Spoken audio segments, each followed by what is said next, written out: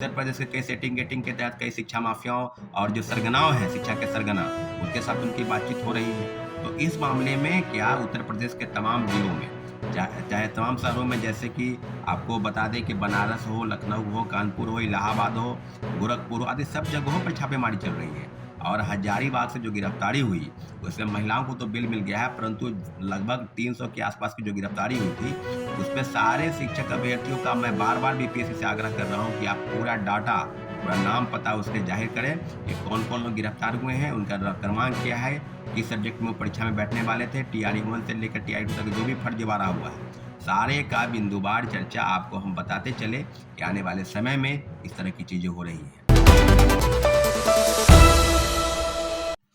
नमस्कार साथियों, जय हिंद।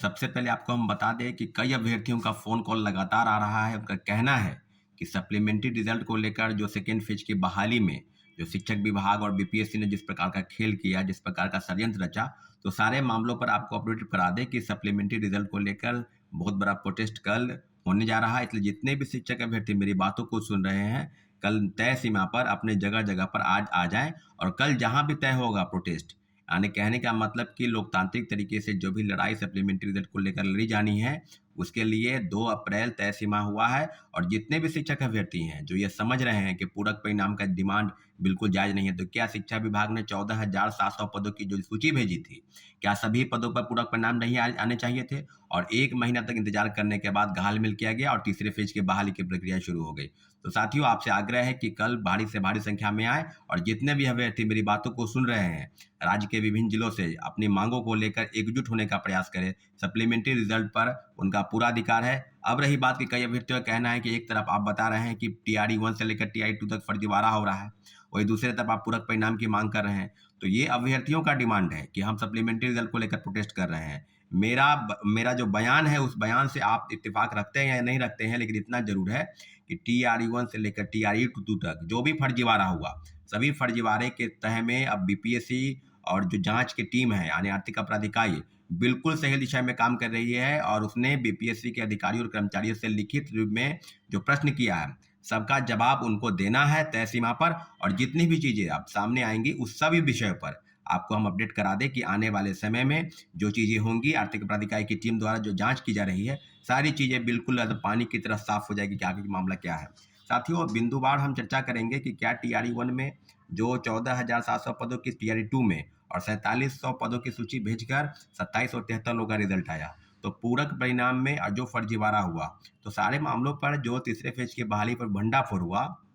जो आरोपी है, आरोपियों के बयान पर, आरोपियों के कहने पर, जिस जगह पहले विशाल चौरसिया हो, उसके बाद विजेंद्र गुप्ता हो, उसने सारे बयान दिए हैं कि टीआरई 1 से लेकर टीआरई 2 तक हूबहू प्रश्न पत्र मुहैया कराया गया। अब सारी चीज़ें बिल्कुल अब सामने आ रही है। अब बताइए, पटना के 90 फीट में एक सेंटर बनाया गया था, जहाँ से लोगों को परीक्षा केंद्र में पहुँचाने की, प्रश्न पत्र मुहैया कराने की और कई चीज़ों की जानकारी वहाँ से सामने आ गई है कि आर्थिक अपराध इकाई ने बिल्कुल, अब उत्तर प्रदेश से इसके लिंक आ रहे हैं। उत्तर प्रदेश के कई सेटिंग गेटिंग के तहत कई शिक्षा माफियाओं और जो सरगनाओं हैं, शिक्षा के सरगना, उनके साथ उनकी बातचीत हो रही है। तो इस मामले में क्या उत्तर प्रदेश के तमाम जिलों में, चाहे तमाम शहरों में, जैसे कि आपको बता दें कि बनारस हो, लखनऊ हो, कानपुर हो, इलाहाबाद हो, गोरखपुर हो, आदि सब जगहों पर छापेमारी चल रही है। और हजारीबाग से जो गिरफ्तारी हुई, उसमें महिलाओं को तो बेल मिल गया है, परंतु लगभग 300 के आसपास की जो गिरफ्तारी हुई थी, उसमें सारे शिक्षक अभ्यर्थियों का मैं बार-बार बीपीएससी से आग्रह कर रहा हूँ कि आप पूरा डाटा, पूरा नाम पता उसके ज़ाहिर करें कि कौन-कौन लोग गिरफ्तार हुए हैं, उनका क्रमांक क्या है, किस सब्जेक्ट में वो परीक्षा में बैठने वाले थे, टीआरई 1 से लेकर टीआरई 2 तक जो भी फर्जीवाड़ा हुआ है, सारे का बिंदुवार चर्चा आपको हम बताते चले कि आने वाले समय में इस तरह की चीज़ें हो रही है। अब कहने की ज़रूरत नहीं है कि आर्थिक अपराध इकाई की टीम किस प्रकार से काम कर रही है, लेकिन इतना ज़रूर है कि अगर आप पिछले इतिहास को आप दोहराएँगे, तो ये पाएँगे कि 67वीं पेपर लीक कांड में आप ये मानेंगे कि कई लोगों का नाम सामने आ रहा था। कभी पिंटू यादव का नाम आ रहा था, कोई आईएएस रंजीत का नाम आ रहा था, फिर डीएसपी पद पर तैनात रंजीत रजक का नाम सामने आया।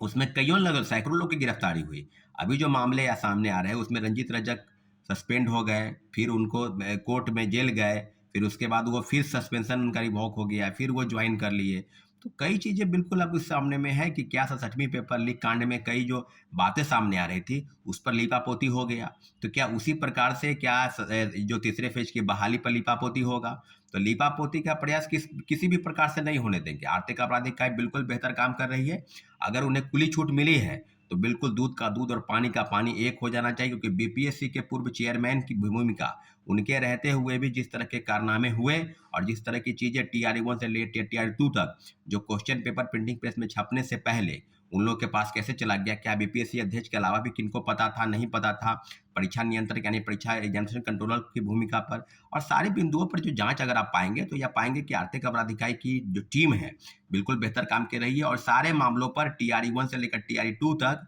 सप्लीमेंट्री रिजल्ट पर दर्जनों याचिका दायर हो गई है, उसकी सुनवाई भी चल रही है। लेकिन जो हम लोग योग्य अभ्यर्थी जो हैं जिन्होंने ज्वाइन किया है, उनको घबराने की जरूरत नहीं है। लेकिन इतना जरूर है कि टीआरई 1 से लेकर टीआरई 2 तक जो फर्जीवाड़ा हुआ, जिसकी शिकायत आर्थिक अपराध इकाई कर रही है और आर्थिक अपराध इकाई की रिपोर्ट का हम लोग इंतजार कर रहे हैं, उस रिपोर्ट के आधार पर हम जरूर माननीय उच्च न्यायालय जाएंगे और सारे लोगों पर जो बड़े पैमाने पर फर्जीवाड़ा डॉक्यूमेंट के आधार पर या सेटिंग गेटिंग के तहत बहाल हो गए हैं, वो आप समझ ले कि आपकी नौकरी किसी भी हाल में बचने नहीं जाएगी। हम लोग पूरा प्रयास कर रहे हैं कि माननीय उच्च न्यायालय के शरण में जाकर और सब मामलों की तहकीकात करें कि क्या टीआरई 1 से लेकर टीआरई 2 तक जो भी फर्जीवाड़ा हुआ, बिंदुवार चर्चा होगी, और जितने भी योग्य अभ्यर्थी हैं वो सारे को घबराने की जरूरत नहीं है। लेकिन इतना जरूर है कि लड़ाई को अंतिम मकाम तक पहुंचाने के लिए माननीय उच्च न्यायालय जरूर जाना होगा। इसके लिए बीपीएससी और आर्थिक अपराध इकाई की टीम जो जांच कर रही है, उसके सारे बिंदुओं पर हम लोग चर्चा करेंगे और आने वाले समय में जिस प्रकार से होगा, इसलिए पुनः आपसे आग्रह करते हैं कि सप्लीमेंट्री रिजल्ट की मांग को लेकर जो भी प्रोटेस्ट कल हो रहा है, उसमें आप बढ़ चढ़ के हिस्सा लें और सरकार के समक्ष अपनी बातों को रखें साथियों। ठीक है, धन्यवाद, जय हिंद।